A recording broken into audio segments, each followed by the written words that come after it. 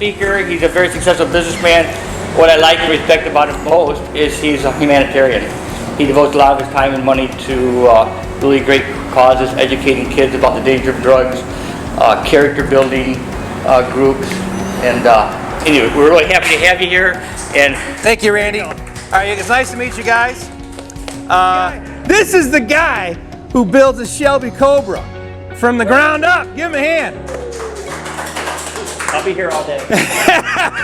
So just so you know, my dad was a skilled lathe hand in Detroit and used to build parts for rockets and tanks and stuff, but what he loved was working on cars, and so he would take junkers off the side of the road and bring them home. They were $10, he'd buy them and he'd fix them all up and sell them, and that was his thing for 40 years. No, not 40 years, 30 years. He died young on a motorcycle, but he was always like my idol for perfection, because here was a guy who went through 9th grade in school but became a skilled lathe hand, and he literally was magic with cars. Like he would go in and he'd always find the thing that was wrong, the one thing that was wrong, and he would turn this piece of crap on the side of the road into this beautiful machine that people, when they had one of Al's cars, they're like, oh, this is mine now, because we know it'll run forever. Like he literally put life into the cars.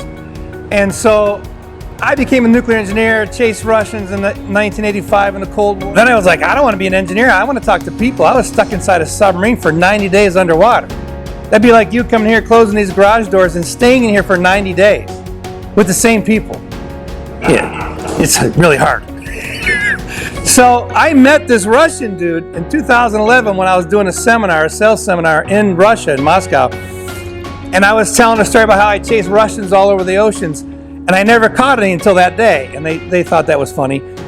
And I was up by Murmansk. I was chasing Russians under the North Pole, and if you've seen the movie Hunter Killer with Gerard Butler, that's right what I was doing. I was under the ice packs, waiting for Russian submarines to come out of Murmansk, which is like right next to the North Pole.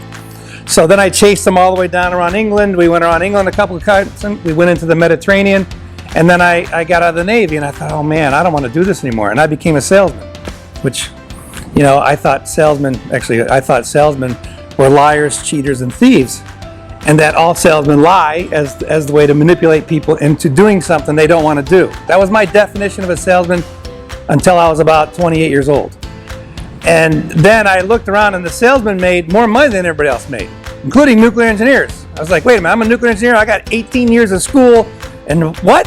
And my pay is going to be like this forever? And I said no, and I became a salesman, but I swore I would only sell things that were of high enough quality that I would give it to my grandma or my family, or I would use myself.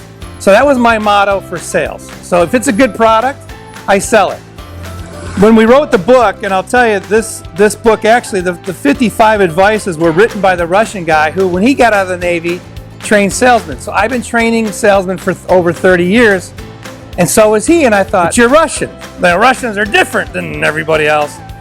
He goes, well, can you co-author this book with me? And I said, well, let me see it first. And it was just this little tiny book, and it was really dry. It was just advices, and it was in Russian, so I couldn't even read it. We got it translated. I start reading the advices, and I look at this guy, and I go, you think every thought is exactly what my thought has been for all this time in sales. I was like, wow, that's weird. So then I said, okay, good, I'll co-author the book. So I took all the advices and I put stories into them so that it would be more interesting. Now, Randy wanted me to go over this first advice. So it may not be what you would think would come from a sales guy, but this is it. And advice number 1 is believe, and then you'll see. So, love, duty, honor, beauty, harmony. Okay, I thought we were talking about sales. Yeah. Okay, so love, duty, honor, beauty, harmony. These qualities do exist in life, because if it wasn't true, then life would be a sad and dreary prospect. These ideals and their manifestations do exist in life, and those who want to see them do, whenever and wherever they look. Now, these qualities exist whether you believe in them or not. It's like gravity exists whether you choose to believe it or not. So if you jump off a building, say, I don't believe in gravity, and then you end on the floor, okay, now you are gone, so you don't believe anymore. So the principle is believe and then you'll see. So if you believe in duty and honor and beauty, the higher level of existence, if you believe in it, then you'll see examples of it around the world, where you see people that would help somebody else. You see someone that takes, your hometown and they make a beautiful picture and they turn it into art. And you're going, wait a minute, I've lived there for 30 years. I've never seen that image. But if you start to look for that, like, look at this Shelby Cobra. You look at that car and you go, that's beautiful. And then you find out the story behind the car and it becomes more beautiful. And then you talk to some person who's never heard of Carroll Shelby, has never seen a beautiful car like this, and you start to tell him about it, and he goes, can I get one of those? And that is the secret of sales. Because everybody wants something a little bit better in their life. I mean, even if you buy a Mercedes and you just want it to run right, because every once in a while you get a Mercedes and you buy it brand new and it doesn't really run right from the day you bought it. And sometimes it takes a master mechanic to go in there and go, oh, some guy, he can even envision the place. He says, some guy didn't tighten this one nut down in the middle of the engine.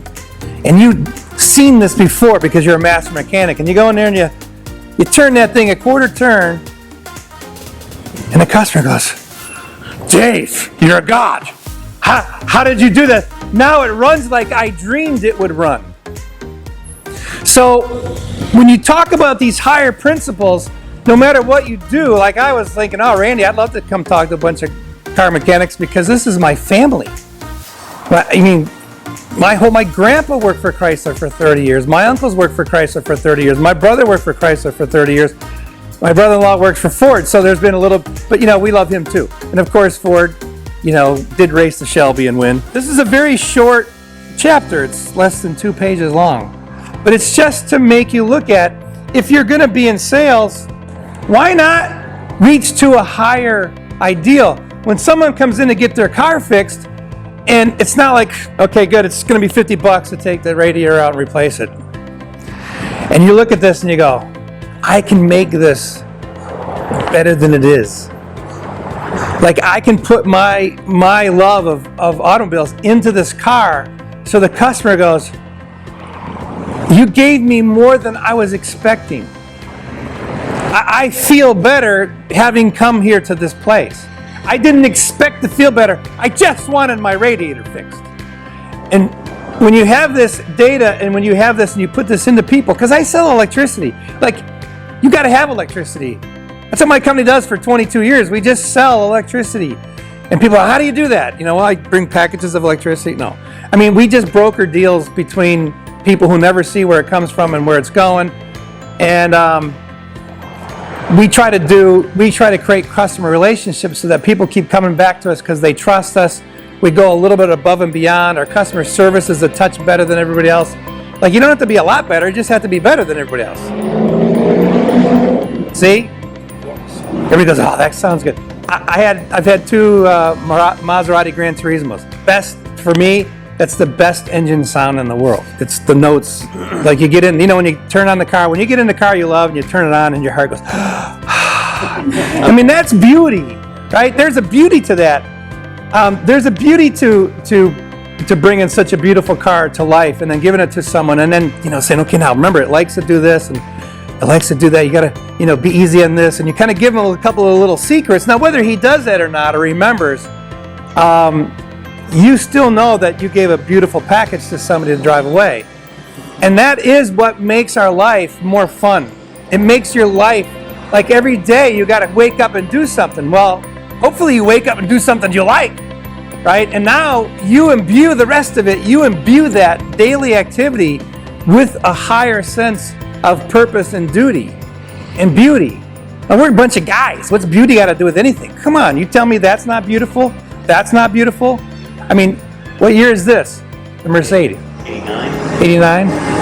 Damn, I'm getting really old. So, and for you guys, it's not a matter of can you force a customer to pay you more money for a job?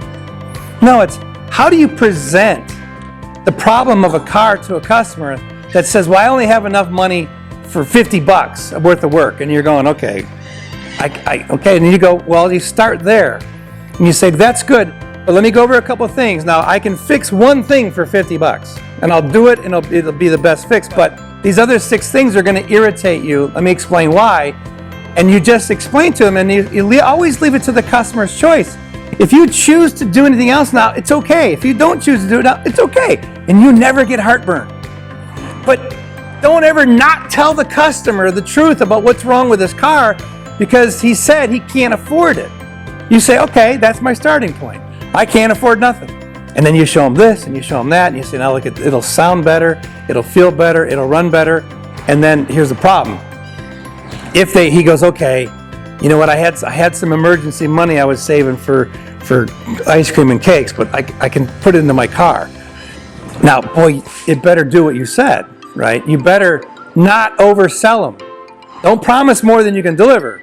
Promise a little bit less than you can deliver because that extra makes a person feel so much better about you.